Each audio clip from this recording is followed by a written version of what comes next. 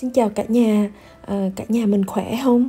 Gần đến Noel rồi đó, còn có vài ngày nữa thôi mà mình đã chuẩn bị làm bánh Noel cho gia đình mình chưa? Hôm nay Thao chia sẻ cách làm bánh này, nó hơi cách tân, cũng là bánh khúc cây nhưng mà mình làm theo một cái kiểu khác. Bánh khi mà mình ăn á, rất là thơm, ngon.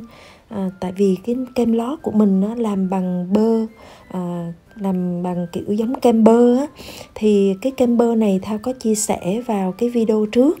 Còn cái nấm mà trang trí nè thì Thao cũng sẽ để cái link ở dưới để cho cả nhà mình cùng làm, để có một cái bánh thật là đẹp, sang, hấp dẫn cho cả gia đình mình nha. Thì cái kiểu này thì mình sẽ làm giống như là cái kiểu truyền thống như xưa, nhưng mà mình cắt ra làm đôi, làm 3 hoặc là làm 4 để mình cuốn như vậy nè. Thì khi mà mình cắt cái bánh ra ăn nó sẽ nhiều lớp và nó sẽ hấp dẫn hơn.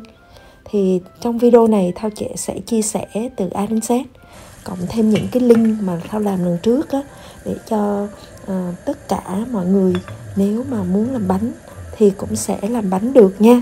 Bây giờ mình cùng vào bếp. Thì mình có đây là 100g sô-cô-la như vậy, cộng thêm 120g whipping cream.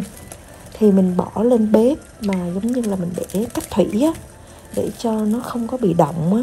Thao không có thích làm theo microwave, tại vì nhiều khi nó không được đều á. Thì cái này số lượng nhiều thì mình để trên bếp này mình quậy thì nó sẽ chắc ăn hơn, nó không bị cháy.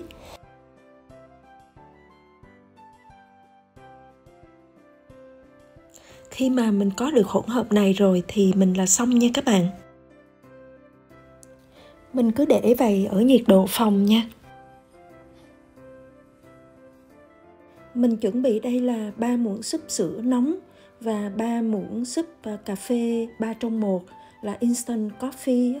Rồi mình bỏ vào, mình quậy cho đều để chuẩn bị làm bánh. Bây giờ mình bắt đầu làm bánh cuộn. Thì mình có đây là 5 quả trứng gà, mình tách lòng trắng và lòng đỏ riêng ra.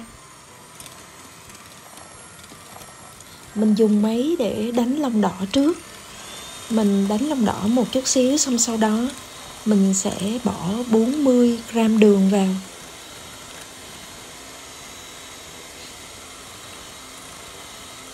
Mình đánh cho đến khi đường tan thì mình bỏ thêm 40g dầu ăn vào.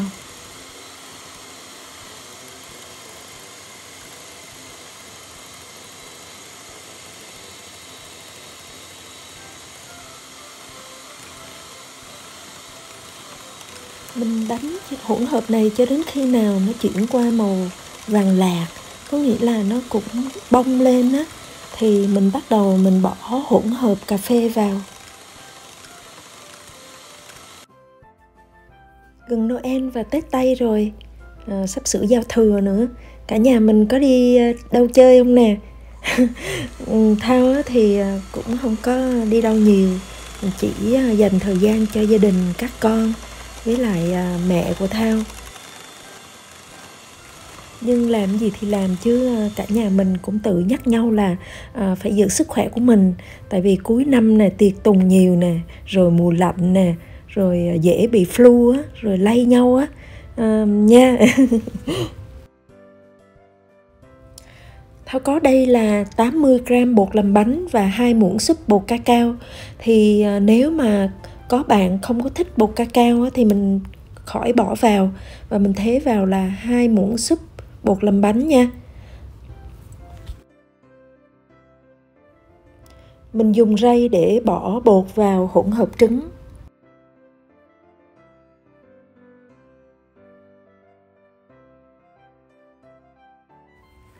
Mình trộn sơ một chút xíu để khỏi bị văng á, sau đó mình dùng máy rồi mình trộn đều hơn.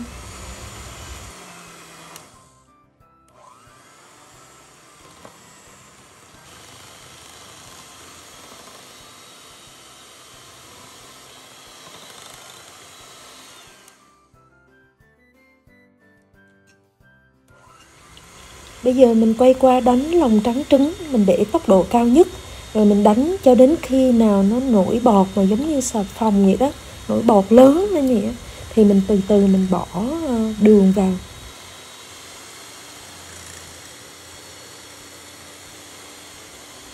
Thao có đây là 40g đường thì mình đổ từ từ vào nha. Mình đổ mà nhiều quá một lần sợ bị chảy nước và hư á.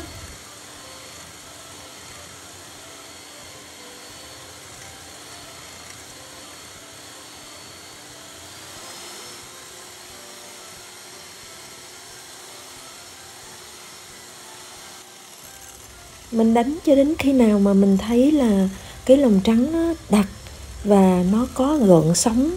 Khi mà mình nhấc lên á, mình thấy có một cái chóp nhọn á, mà nó mềm xuống á, là được. Mình đừng có đánh quá tay nha, thì bánh sẽ bị khô.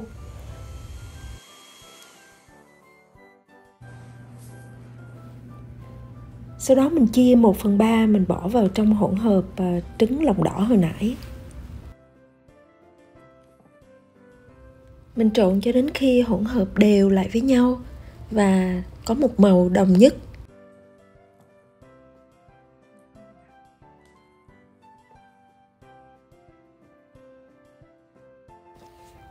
Sau đó mình đổ ngược lại bên lòng trắng trứng cho nó lớn hơn, nó dễ trộn thôi chứ không có gì hết. Tại vì bên đây nó cái tô này của Thao nó nhỏ đó, mình đổ ngược lại mình trộn cho nó dễ.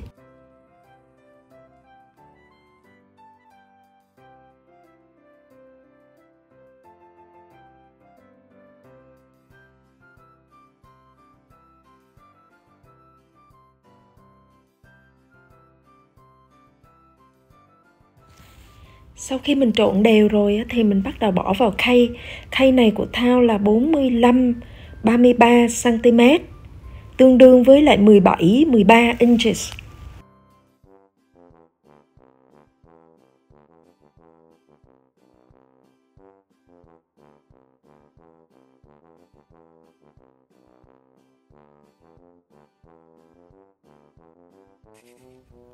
Mình nhớ lắc khay để nó dàn đều ra và mình đập vài cái để cho nó những cái bọt không khí ở trong bột nó bị vỡ ra.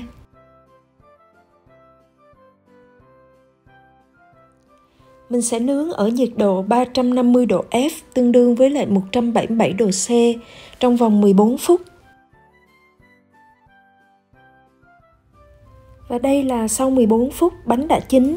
Mình đem ra ngoài.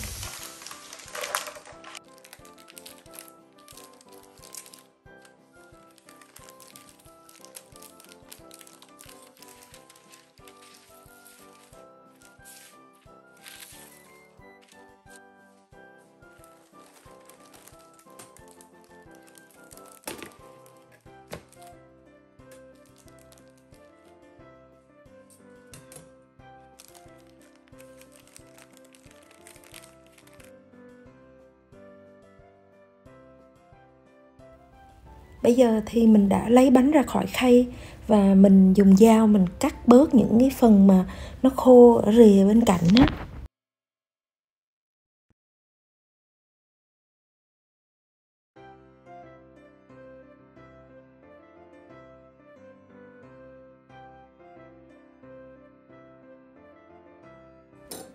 Sau đó mình dùng thước đó, mình chia ra khoảng 3 đến 4 phần mà theo chiều dài á nha.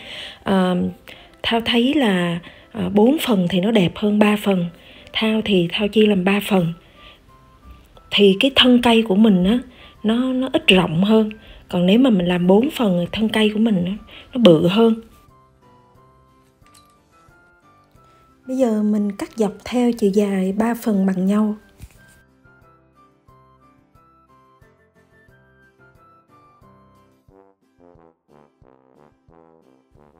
Bây giờ mình pha hỗn hợp cà phê sữa để làm ẩm cái bánh á. Thì mình có đây là 4 muỗng súp sữa nóng ấm, cộng thêm 2 muỗng súp cà phê mà instant cà phê á. Rồi mình quậy đều lên để lát nữa mình quét trên mặt bánh. Tuy nhiên giai đoạn này thì mình không có bắt buộc, tại vì lát nữa mình trét kem lên nó cũng giữ độ ẩm rồi. Thì mình muốn thơm hơn thôi, nhưng mà không đã bắt buộc nha cả nhà. Bây giờ mình chuẩn bị trét kem lên bánh. Thì kem này Thao đã chia sẻ vào cái video trước. Thao sẽ để cái link ở dưới để các bạn làm theo nha. Tuy nhiên thì kem này thì Thao thấy là nó ngọt. Nếu các bạn mà không có thích ăn ngọt lắm á, thì thay vì 80g đường thì các bạn để xuống còn 50g nha. Cái này là mình trét hết cái mảng của bánh nha. Nhưng mà sau đó thì Thao phát hiện ra là Thao trét nó hơi dày á. Thành ra nếu các bạn mà trét á, thì mình trét đủ thôi. Tại vì nếu mà mình trét mà dày quá mình ăn nó cũng ngán lắm. Và bây giờ mình lấy cái dao mình sẽ ấn lại cái chỗ mà nãy mình cắt bánh á. Xong sau đó mình bắt đầu mình cuốn từng lớp.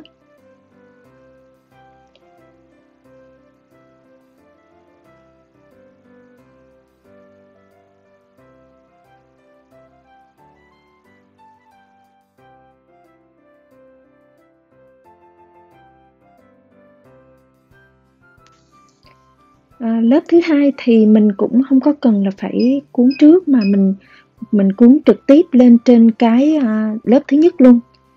Thì mình phải lúc này mình phải rất là thận trọng để mà mình cầm cái lớp này lên, mình bỏ vào.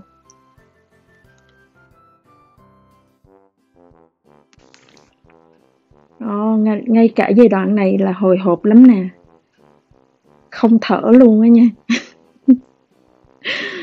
Nó rớt xuống một cái là tiêu tùng cái bánh luôn. Thật ra mình làm kiểu này á, thì cái lúc mình cắt ra rất là đẹp tại vì nó có nhiều lớp á. Còn nếu không á, thì các bạn cứ làm một cái ổ bánh tròn rồi xong sau đó thì decor giống như trang trí theo kiểu của Thao cũng được, không sao. Nếu mà mình làm kiểu tròn á, thì mình cắt bánh ngang từng lớp á, giống như là mình cắt thành 3-4 tầng á, thì mình trét cái kem này lên rồi mình trét kem xung quanh cũng vẫn đẹp như thường. Bây giờ mình đến cái lớp thứ ba thì mình cũng làm y chang như lớp thứ hai vậy đó. Mình cũng thận trọng mình lấy lên và mình bắt đầu mình ép vào cái khúc nối nè. Đó.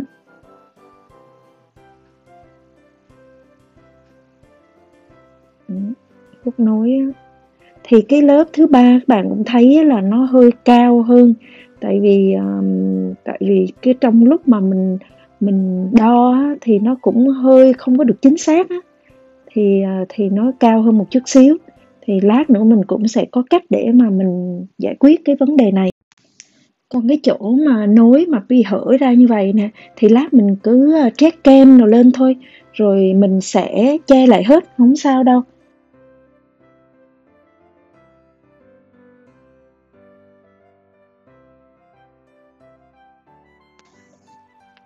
Sau đó thì mình trét lên đây một lớp bơ mỏng để mà mình giữ cho cái bánh nó được ẩm, không có bị khô đó.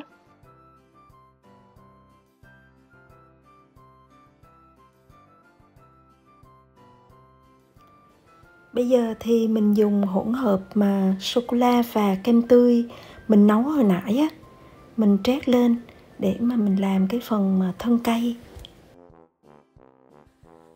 Đến giai đoạn này thì mình có thể trang trí theo những gì mình thích. Mình có thể dùng cái nĩa đó, rồi xong mình làm vòng tròn trên cái mặt bánh này nè. Nó ra những cái hình vân cũng đẹp lắm. Hoặc là mình lấy sô-cô-la mình làm giống như Thao nè. Nếu mà mình còn sô-cô-la, còn nếu mà mình hết sô-cô-la rồi thì mình có thể dùng nĩa giống như Thao nói nãy ha.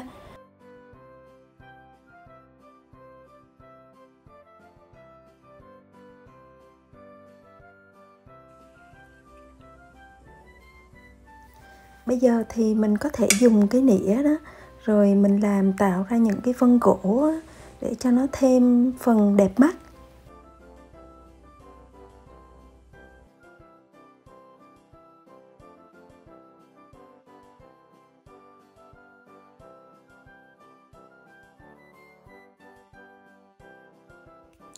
Bây giờ thì mình có thể trang trí thêm vài lá xanh và những cái nấm nhỏ nhỏ. Thì Thao sẽ để một cái link ở dưới chia sẻ cách làm những cái nấm này nha. làm cũng dễ lắm, nhưng mà mình trang trí bánh Noel thì rất là đẹp.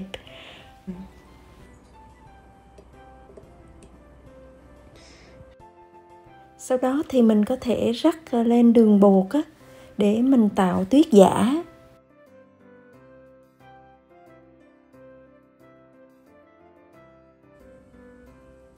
Rồi bây giờ là xong, bánh của mình đã hoàn tất. Cả nhà mình thấy đẹp không nè? Bây giờ mình cắt ra thử ăn để coi bên trong nó như thế nào nha.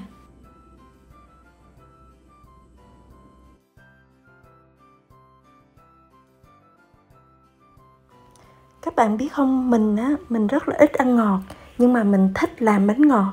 Thành ra mỗi lần mà khi mà cắt bánh ăn thử á, mình cắt một cái phần rất là nhỏ và rất là khiêm tốn. Cho nên cái lúc mà mình lấy ra rất là khó khăn. Mình không có thể để đứng cái bánh được, mà mình phải để nằm như vậy.